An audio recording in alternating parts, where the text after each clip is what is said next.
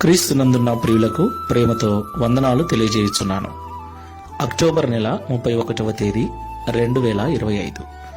ఈరోజు దేవుడు మనకు చేస్తున్న వాగ్దానం ఏమిటనగా, యెషయా గ్రంథము 43వ అధ్యాయము 5వ వచనం మొదటి భాగం. భయపడకము, నేను నీకు తోడై ఉన్నాను. ఆమేన్. నా ప్రియమైన సహోదరి సహోదరులారా, ఈ లోకంలో జీవిస్తున్న మనమందరము కూడా ఆయా సమయాలలో భయపడుతూ ఉంటాం. నాకు తెలిసి భయము లేని మనిషి లోకంలో లేడనుకుంటాను. ప్రతి ఒక్కరూ కూడా ఏదో ఒక విషయమై భయపడుతూ ఉంటారు. ప్రియులారా, భయము కలిగినప్పుడు ఎవరైనా పక్కన ఉంటే బాగుంటుంది అనిపిస్తుంది. మనల్ని ధైర్యపరిచేవారు మనకు కావాలి అనిపిస్తుంది. ఈ లోకంలో ఎవరు కూడా శాశ్వతమైన వారు కారు. మనుషులందరూ కూడా ఏదో ఒక రోజు మనల్ని విడిచి వెళ్ళవలసిన వారే.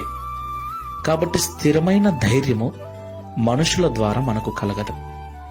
అదే దేవుడు మనకు తోడుగా ఉంటే ఆయన శాశ్వతుడు, నిత్యుడు, ఎల్లప్పుడూ ఉండే దేవుడు. దేవునికి మహిమ కలుగునుగాక. ఆ ప్రభువు అంటున్నాడు, భయపడకుము, నేను నీకు తోడై ఉన్నాను అని. దేవునికి మహిమ కలుగునుగాక. ప్రియులారా, ఈ లోకంలో ఎవరు మనతో లేకపోయినా దేవుడు మనకు తోడుగా ఉంటాడు. ఆయన మనకు కనపడడు, అంతే. నీవున్న చోటున నేనుంటానని ఆయన సెలవిచ్చాడు. కాబట్టి కష్టం వచ్చినా, నష్టం వచ్చినా, బాధ అయినా, ఒంటరి ప్రయాణమైన, ఒంటరి జీవితమైన ఏ విషయంలో కూడా దేవుని పిల్లలు భయపడవలసిన అవసరం లేదు. ఎందుకంటే ఎవరు విడిచినా, ఎవరు లేకపోయినా మనము నమ్మిన దేవుడు నిత్యము మనతోనే ఉంటాడు. ఆ విషయాన్ని నమ్మి ధైర్యంగా ముందుకు వెళ్ళటమే దేవునికి మహిమ కలుగునుగాక. ఈ మాటల ద్వారా ధైర్యపరచబడి Download ShareChat.